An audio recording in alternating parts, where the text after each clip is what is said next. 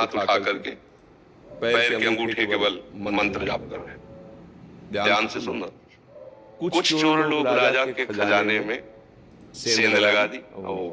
अगर बचाव पक्ष जोर का होता है तो फिर चोर पक्ष भी जोर का होता है। अगर नए नए क्रम बचाने के निकलते तो नए नए उनकी सोच उसमें चोरी करने की निकलती। चोरी करके निकल ही रहे थे कि सैनिकों को पता चल गया, उनका पीछा किया। अब वो भागे, तो भाग करके देखा ऋषि का आश्रम अगर इसमें छुप जाते हैं तो हमारा बचाव पक्ष हो जाएगा। चले गए, लताएं टोपी सब वही अपने स्वर्ण आदि जो चोरी की थी वही रख के चुपचाप बैठ गए। उनको पक्का लगा कि इसी आश्रम में गए, क्योंकि आगे गए नहीं। तो आश्रम में गए, दाहिने पैर के अंगूठे पर हाथ उठा के मंत्राकार, उनको कुछ पता ही नहीं। गए माल सहित चोर मिल गए। तो उनको लगा कि ये आश्रम में इसलिए आए, हमें लगता है इस महात्मा का ये सब नाटक है और ये इन चोरों का साथी है और ये चोरी करवाता है। बुद्धि बदली, बुरी दशा जब आनी होती है ना तो पहले बुद्धि बदली जाती है। तो वैसे ही टांग ले गए उनको। ये भगवान श्री कृष्ण द्वैपायन व्यास देव जी के द्वारा महाभारत में लिखी कथा है।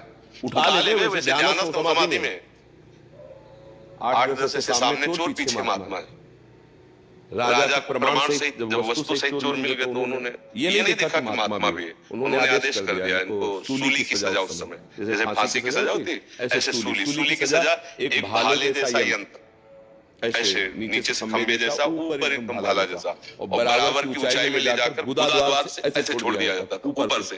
तो वो जितनी घुस पाई, इसके बाद वो आदमी गुदा द्वार में सूली घुसी। अब वो तड़प रहा है, कितने घंटे हो या कितने दिन वो उसकी सामर्थ्य जाने, मरेगा वहीं। कोई बड़ी कष्टप्रद, गोली मार देना फांसी में तो मिनट 2 मिनट, लेकिन सूली की सजा बहुत ही कष्टप्रद। अब गुदा द्वार में इतनी घुसी और रक्तस्राव हो रहा, धीरे धीरे वो मरेगा। दूसरे जब दंड वाले आते थे जिनको, तब वो उतारे जाते थे 1-2 दिन 3 दिन में। ऐसे जो वहां उतारने गए थे तो देखा पद्मासन लगाए बैठे मांडव ऋषि, और वो तो चोर थे, मर गए। उनको हटाया, भाग के गए राजा से, कोई अपराध बन गया। वो तो कोई सच्चे महात्मा थे जिनको पकड़ा। बोले महात्मा को पकड़ के लाए। बोले महाराज हमको लगा कि आश्रम में तो अब वो भयभीत हो गए, क्योंकि आगे गए और ब्रह्म ऋषियों को करके गए। महाराज मुझे बिल्कुल पता नहीं था, आप क्षमा कीजिए, मेरे से अपराध बन गया। उनका नहीं, बस ये हटाओ, सूली से मुझे उतरवाओ, मैं तुम्हें दंड नहीं दूंगा, मैं सीधे धर्मराज को दंड दूंगा। उतारो तो मुझे। लाख उपाय किया गया, वो सूली उनके गुदा द्वार से हटी ही नहीं, काट दिया गया। सीधे अंतर्ध्यान में धर्मराज के पास पहुंचे और उन्होंने कहा मुझे बचपन से याद है कि मैंने कोई अपराध नहीं किया, फिर मुझे ये सजा क्यों मिली?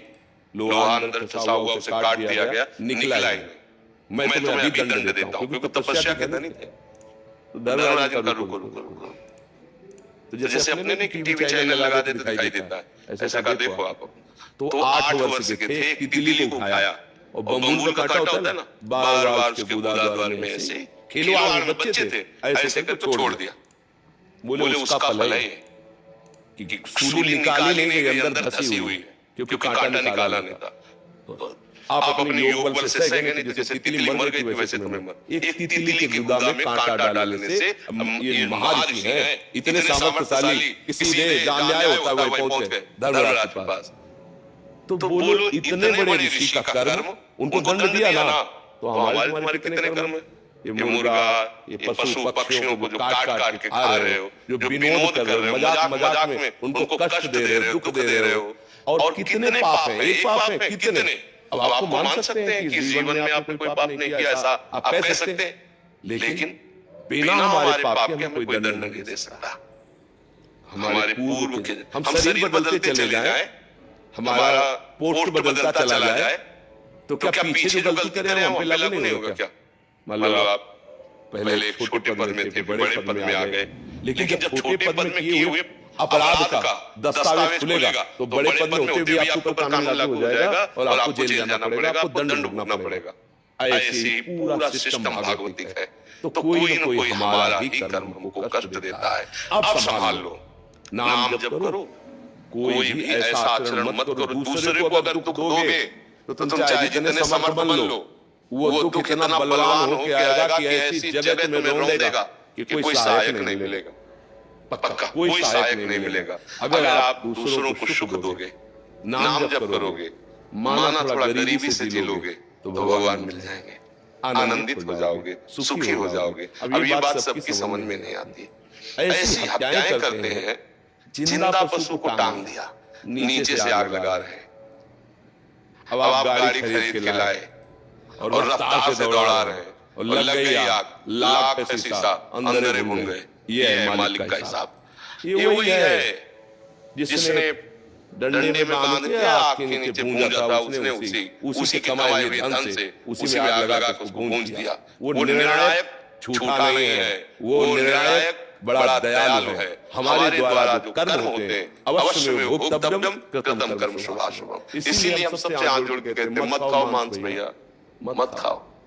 काहे को जीव के स्वाद के लिए दूसरे को कष्ट दे रहे हो, और जब परिणाम आएगा तब ये शराब पीना, मांस खाना, व्यभिचार करना, गंदे आचरण करना, ये तुम्हें कभी सुखी नहीं कर सकते हैं। जो हुआ उसको हमें मिटाना पड़ेगा।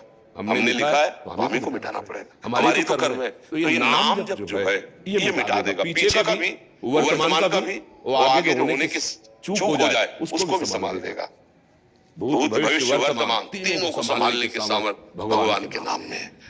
हम तो कहते राधा राधा जपो, आपको जो प्रिय लगे आप नाम जप करो। बस हमारी प्रार्थना, हमारी बात मान लो, ये नशा बंद करो। ये मांस मदिरा, ये चीजें आपको कभी सुख नहीं मिल सकता। ये गंदा संस्कार बन गया, इसलिए लगता है चलो थोड़ा पी लेते हैं, थोड़ा खा। आप सच्ची समझो, आप अपनी